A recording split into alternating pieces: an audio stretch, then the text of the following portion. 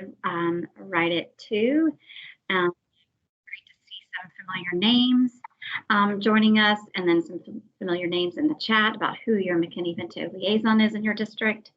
If you haven't already had a chance to do so, please take a moment to tell us who you are, and then also tell us who your McKinney-Vento liaison is in your district. And Linda, can you hear me?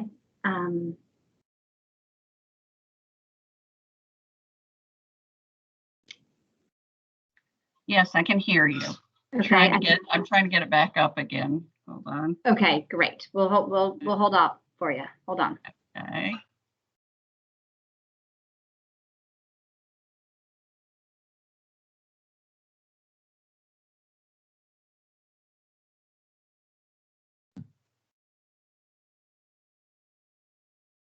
Okay. Great. Okay. Yes, just a few housekeeping items that I'm sure you've heard once or twice already today, but please mute your computer and keep your phones off during the presentation, and your camera as well. Type your questions in the chat box. I'll be monitoring the chat throughout our session today, and we'll get you your answers. If we don't have it right then and there for you, we will follow up with you and get it for you later. So thank you for joining us this afternoon for another session with the ESSA Academy, Creating McKinney-Vento and Title I Collaborations with Impact.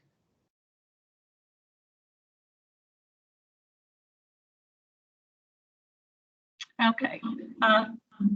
Hi, this is Linda Maribel Pace, and I'm glad to see some people showed up for this important presentation.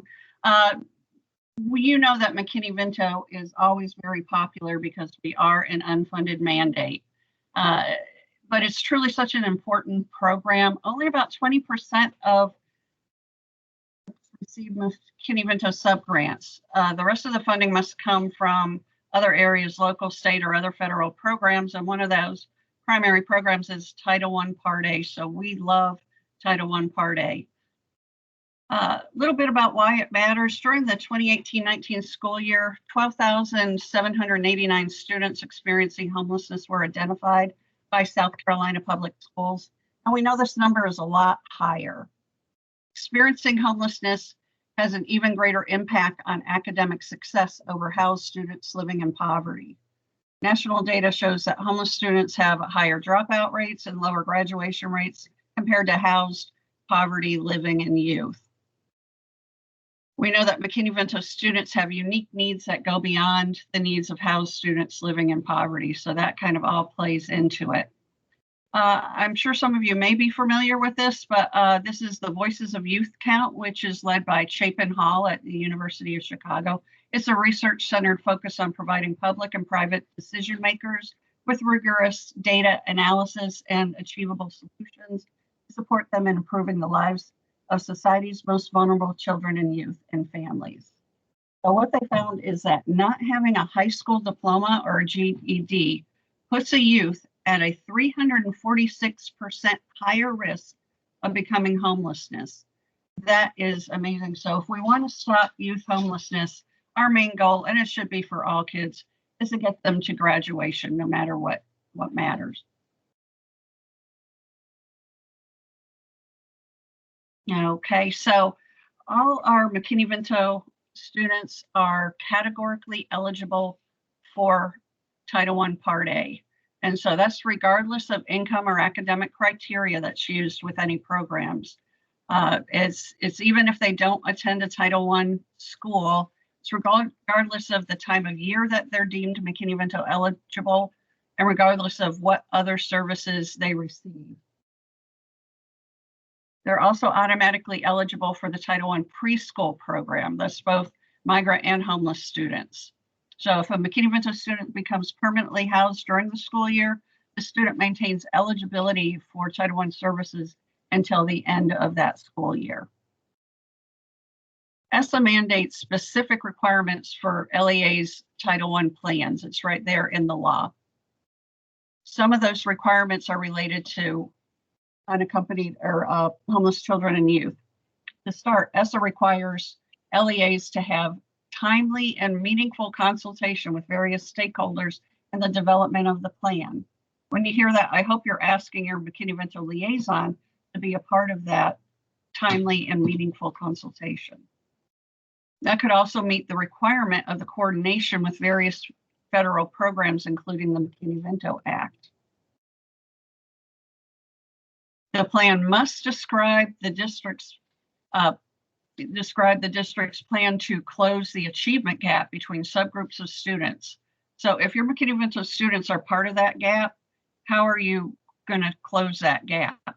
The plan requires a description of how the district will support the school enrollment, attendance, and success of homeless students, and how services will be provided with the homeless set aside.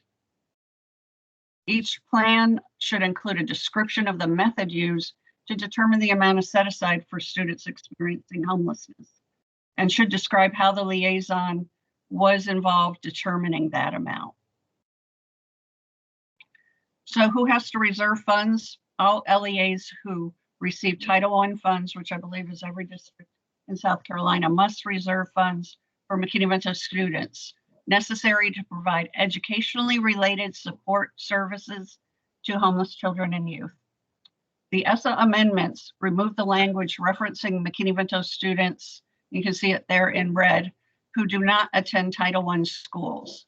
So to make it clear that LEAs are to reserve Title I even if homeless children and youth attend Title I schools, even if the LEA only has Title I schools, and even if they don't have any Title I homeless, or they don't have any homeless students identified, because in that case, they should be setting aside funds for the event that homeless students are identified during the school year. But also, they really shouldn't, there shouldn't be any schools that don't have identified homeless children and youth. So how much? I get that question all the time. How much must we reserve? So when I first came to OFSA, I heard SCA staff say that it can just be $1. That's all. It doesn't tell you how much. And that's true. ESSA does not prescribe a specific amount, but it does require that the amount is to be sufficient to provide services to homeless children and youth. So the amount must be based on the total district allocation prior to any allowable expenditures or transfers. So it must come off the top. ESSA says that the amount may be based on a needs assessment. This can be the same needs assessment conducted for LEAs applying for the McKinney-Vento subgrant. So that would be just a good use of that information that's already out there. Since unaccompanied homeless youth have unique educational barriers not common to non-homeless Title I students, high mobility, trauma, adverse living conditions, Title I has specified that these funds may be used for services not ordinarily provided to other Title I students. May be used to fund all or part of the homeless liaison salary, even if that person has no Title I duties, which in the past they had to have that connection.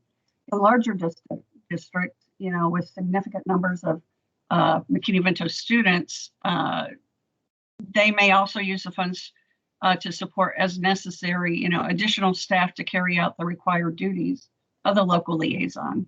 And of course, they can use it for transportation to school of origin. Now, in the non-regulatory guidance, it defines the excess cost of school of origin transportation as the difference between what a district would normally spend to transport a student to school and the cost of transporting homeless student to school. So if the district provides transportation through the regular bus, there's no extra cost. But if the district provides special transportation for the homeless student, like through a private vehicle or transportation company, then the entire cost can be considered excess. If the district has to reroute a bus, then the additional cost of this rerouting can be considered excess cost.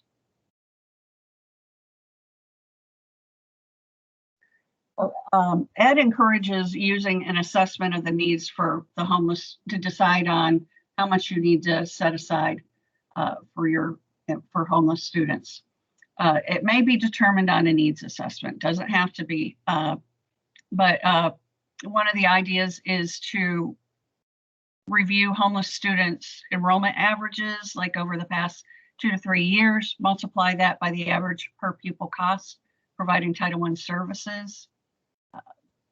The needs of McKinney-Vento students should be reviewed at least twice a year, to make sure those things aren't changing and you're not missing out on anything. Each year set aside should include the evaluation of the effectiveness of the past activities in accomplishing the goals set for both Title I and McKinney-Vento, not just for the overall programs, but for individual students. Another idea, obtain a count of homeless students and multiply that by their per pupil allocation. I think I already said that. Match or exceed the district's McKinney-Vento subgrant. So if you're getting a subgrant, you should at least be setting aside the same amount that the subgrant is. Also, use a percentage based on the district's poverty level. So if using this method, the district is recommended to examine comparison rates, such as student mobility rates, in order to get a better estimate of the appropriate percentage.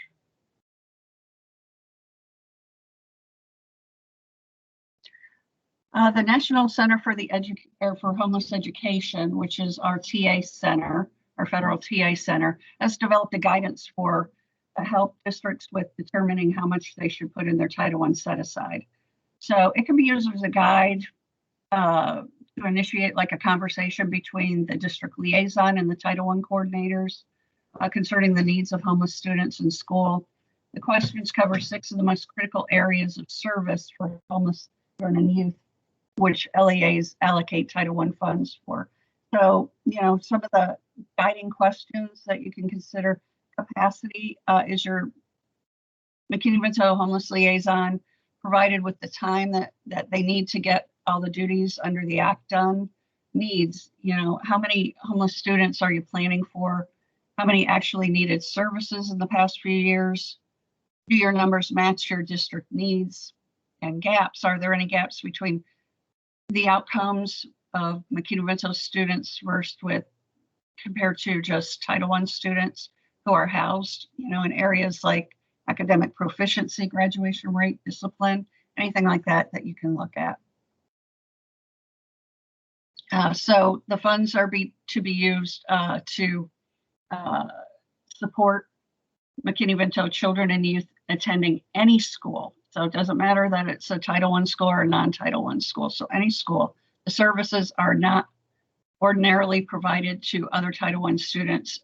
ESSA, and before that, Title I just realized that there are different needs for children and youth experiencing homelessness that kids that are housed but may be living in poverty would need.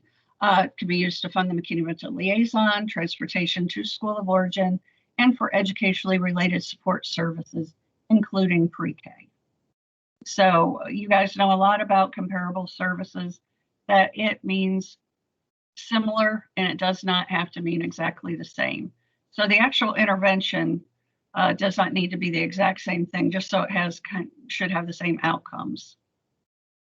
So in the non-regulatory guidance for education of homeless children and youth program, there's a list of allowable expenses, and it's not a complete list, but these are the examples that they give. And so you'll see here items of clothing if needed to meet the school's dress code, that type of thing. So we've got this for a couple of slides that you can review. Again, this is from the 2018 latest updated non-regulatory guidance.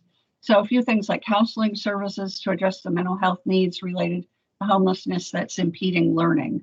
So that's something you may want to consider.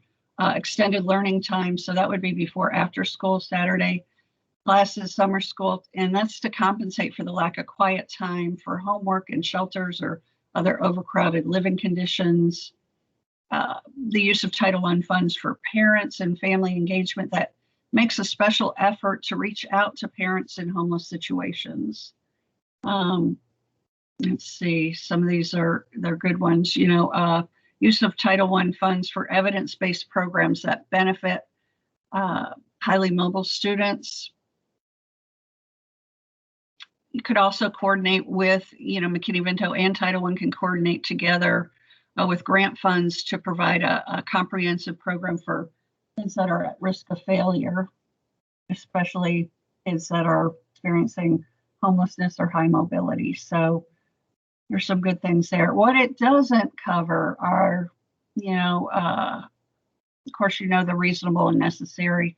I know you've heard that all through, but, we want to make sure that, Merriam-Webster defines prudence as skill and good judgment and use of resources, governs and disciplines oneself by use of reason, careful, good judgment that allows the avoidance of risk. So we just want to make sure you're following that.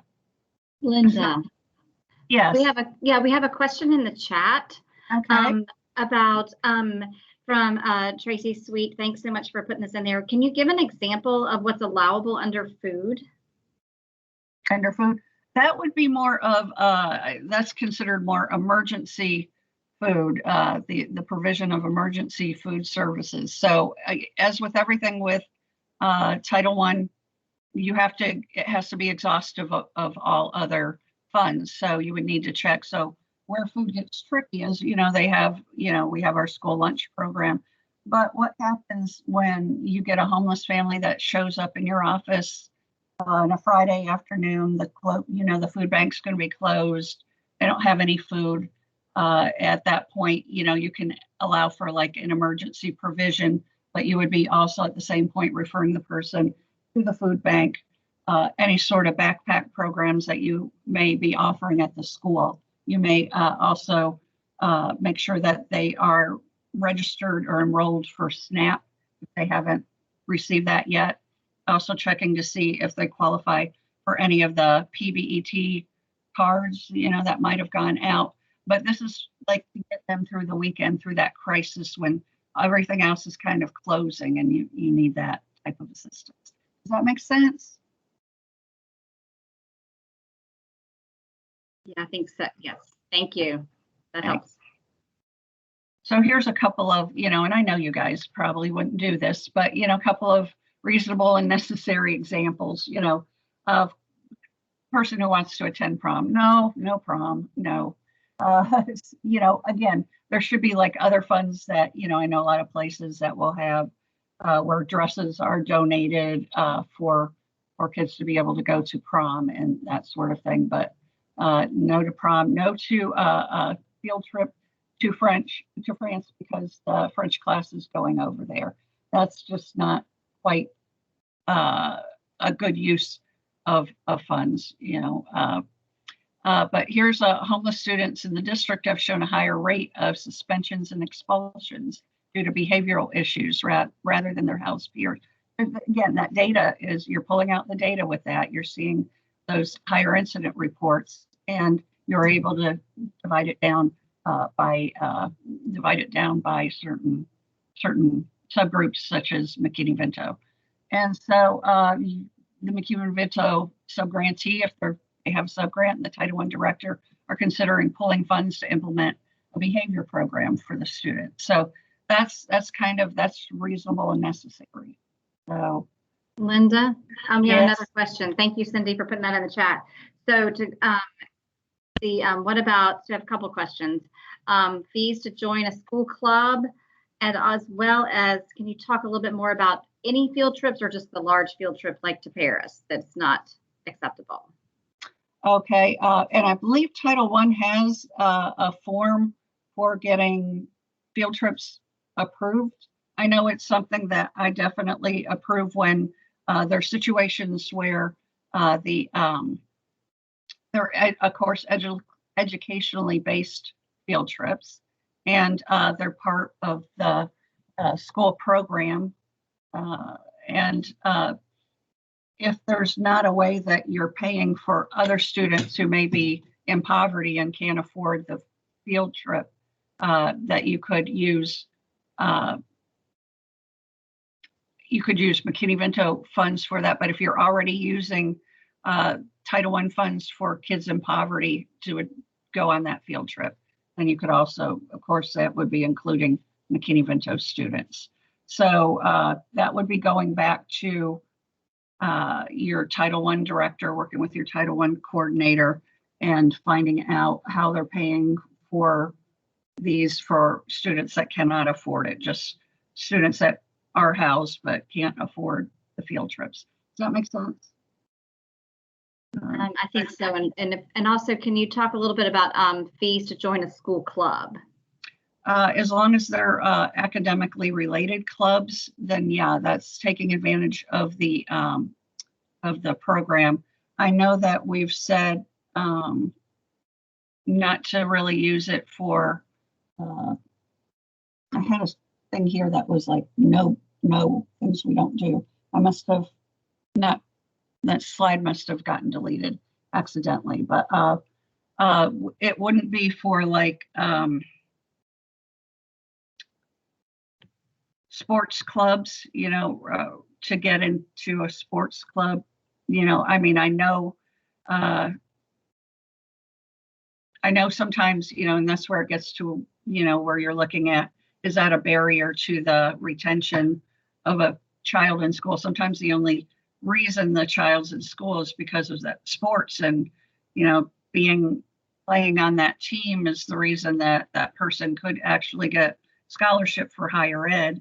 But typically there are, if it's regular, not as much so, but like the French club as opposed to the basketball team. Although sports are an amazing source of, especially for kids experiencing homelessness, of collaboration. They get the mentorship of the coach as part of that, so anything that you can do outside of that with like boosters clubs and other ways that you do raise funds for these people for these kids to be able to attend and participate in those.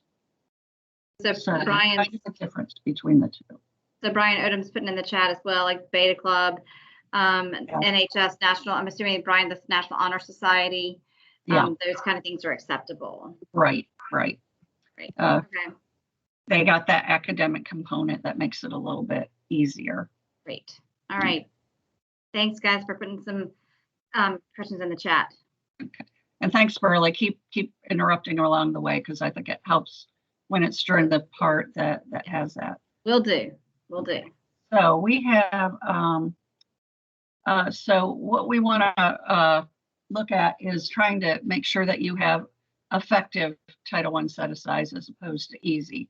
And we have our easier folks that'll just, okay, school supplies, transportation, and again, referrals for services, that type of thing that normally you're doing. But, what about supplemental instruction? What about early childhood ed programs, expedited evaluations, professional development, those types of things that are really going to maybe have a more effective outcome for the students. And just to share with you, getting back to the importance of Title I and McKinney-Vento collaborations and the whole, why does it matter? This is our data. So when you're looking at this, you can see that it's a little bit different in each category, but homelessness has a negative impact of academic achievement over and above poverty. So nationally, they found, again, across the board kind of higher dropout rates, lower graduation rates, when compared to housed poor youth. The total proficient, when we're looking at this, is proficient for the three categories of all students, economically disadvantaged students, and then homeless students. And you can see the trend. You just see the little steps. And sometimes there's a big gap, and sometimes it's a little bit smaller of a gap, but there's definitely a gap. And so what we, it recently came into light that the more we drill down into the data, that we do find that homeless students are scoring significantly lower than housed students living in poverty. So there's something about not having a fixed, regular, adequate nighttime residence that makes a difference in student outcomes.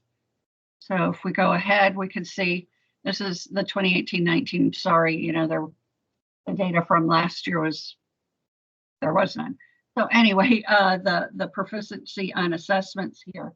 So this is reading language arts from 3rd grade to 8th grade. And again, you can see that the three levels: the homeless, the economically disadvantaged, and then the all students. I'm sorry, you were breaking up just a bit. Oh, sorry. So you can still see that same kind of trend going on with the proficiency. These are students, the percent of students that are scoring proficient or above proficient in reading, language, arts. So this is from 3rd through 8th grade. And again, you see those same trends that are going through. And so again, the same kinds of interventions that you may be using for Title I students may not actually be touching the students that are not just Title I, but Title I homeless. And so there may be other things that need to be considered. And when you look at this also, remember that the all students is not just non-economically disadvantaged students, but it's including economically disadvantaged and homeless. So actually that number, if it were just non-economically disadvantaged students, would be even higher. That gap would be even bigger. The same with economically disadvantaged also includes homeless students that are economically disadvantaged. So that would even be higher if it did not include the homeless students. When we look for adjusted cohort graduation rate, now this one we were comparing non-economically disadvantaged compared to economically disadvantaged compared to homeless. Now look at that huge gap there between homeless and economically disadvantaged, which should be your Title I students. So that's a huge gap. So when we're looking at our outcomes, what are your plans for, trying to help with these gaps or to help homeless students become more successful in whichever areas that you choose? You look at, is what you're doing working, and how do you know if it's working? What data are you looking at that's telling you that this is working? What areas are you struggling in? And why isn't it working? And if it's working, can you just go ahead and replicate that? Evaluation outcomes, looking further into, is the activity actually helping the students meet the academic goals? And how can I prove it? How are you proving that those are actually working? How do you measure that? And how many students does the activity impact, And then the number versus percentage. Looking into, remember, if there's any sort of partners out there, be it McKinney-Vento subgrant, be it 21st Century, your other local resources, community resources that are out there that you can tap into. And just remembering the question that the question isn't if the students are being served. We know they're being served, but what are they doing well?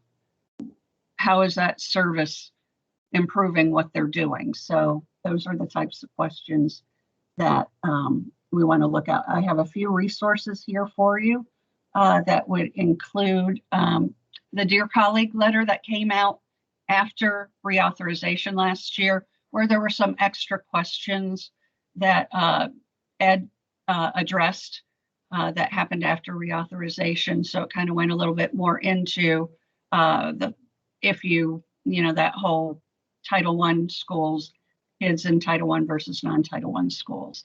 Also a link to the guidance and a link to the NCHE brief that's just on supporting students under homelessness. So do we have some questions? And I would love to hear some examples of some really great McKinney-Vento Title I collaboration that's going on out there.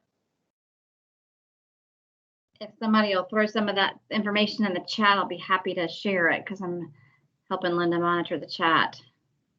Let us know what kind of collaboration you have, what kind of new innovative ways, things you've come up with, and working together. I'll throw another question out there. Does anybody look at their data down at that level to where they're seeing if there is a difference between their McKinney-Vento students' outcomes versus just Title I students in general?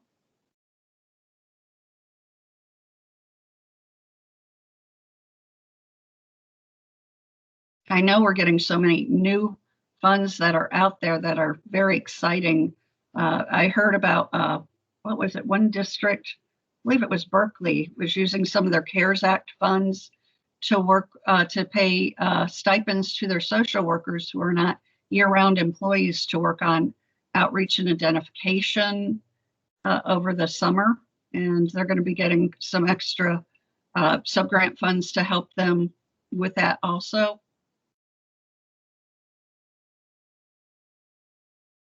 In addition, in addition to the America Recovery Act, the new funds that came out, there's also 800 million set aside for McKinney-Vento students nationally. And just to let you know, that's more than we have been allocated nationally for McKinney-Vento to states over the past 10 years, 800 million, because again, we are an unfunded mandate, we're a poor mandate. And so, that's why we always try to use Title I funds as much as possible, especially since all districts have to be compliant, whether they have a sub-grant or not. So, yeah, so Linda got a little bit in the chat. Thank you, Brian, for a little bit of humor. Brian says it's hard to collaborate with him myself. I don't like arguing and losing. I serve as both Title I and McKinney-Vento liaison. So thank you for that, Brian. Tracy Sweet, thanks, Tracy, for putting this in here. She's interested in learning about what other districts are doing to identify some students during the pandemic. And rightfully so, Tracy, I'm worried that there are many homeless students that we don't know about due to the pandemic.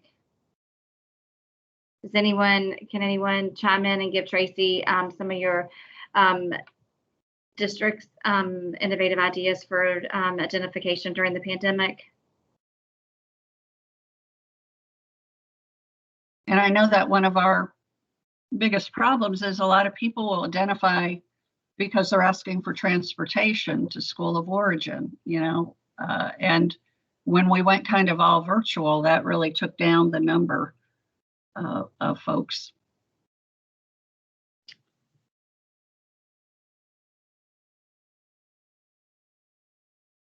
Not see anything else come in, but Tracy, we can also talk and have a conversation. We're always here. Linda and I are always here to talk and think about ideas and support however we can. So please reach out. We can follow up.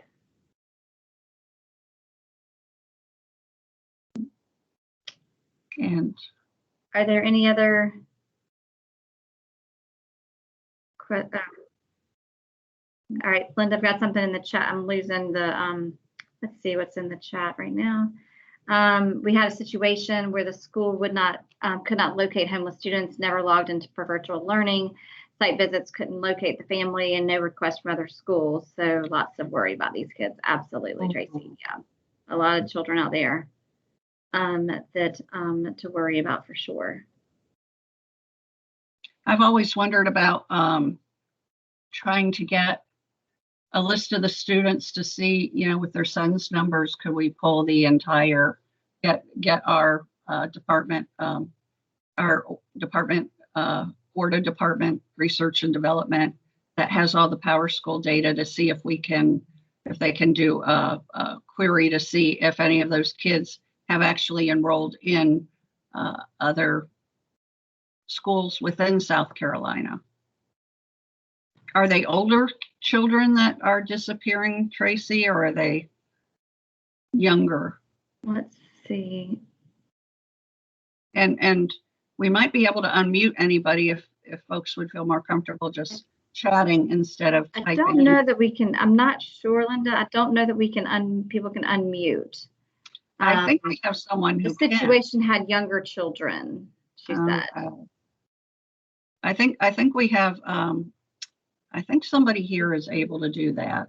Brian said our student services director and SROs do a great job doing wellness checks and following up with individuals that don't virtually log in, as well as help address attendance issues. Yes, thanks, Brian.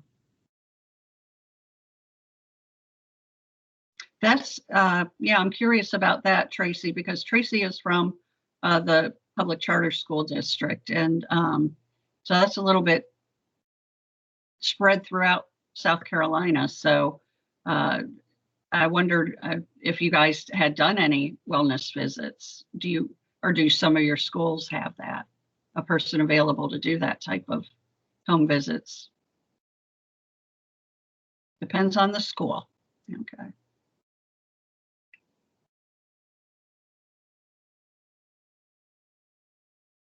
Are we at how's our time going here? We are doing well in our time. If it's 2:35, are there any other questions? Let's see what's coming through. Sonia.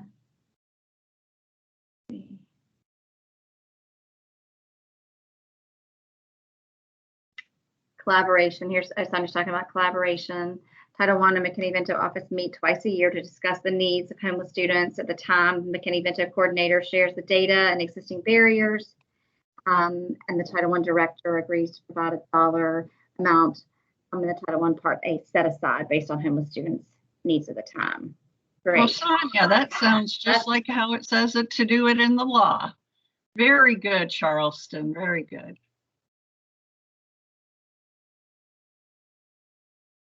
And yeah, it is kind of hard to collaborate with yourself,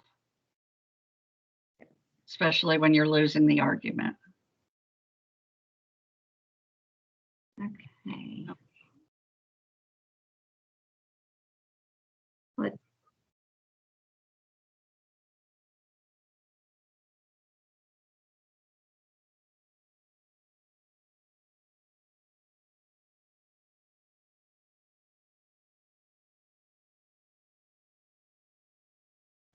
Yes.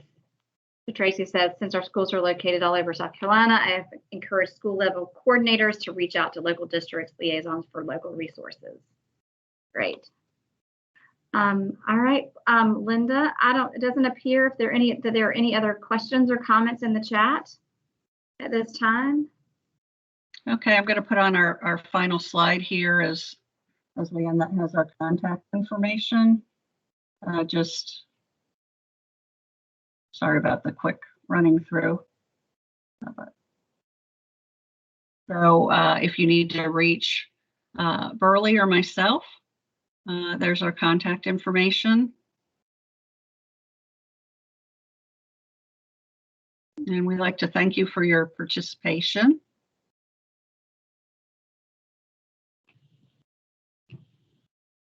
Thanks for spending part of your afternoon with us.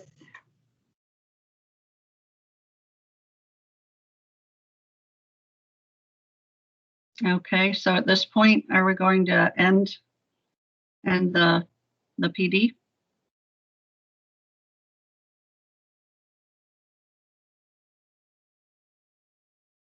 And yes, these slides will be available later to everyone.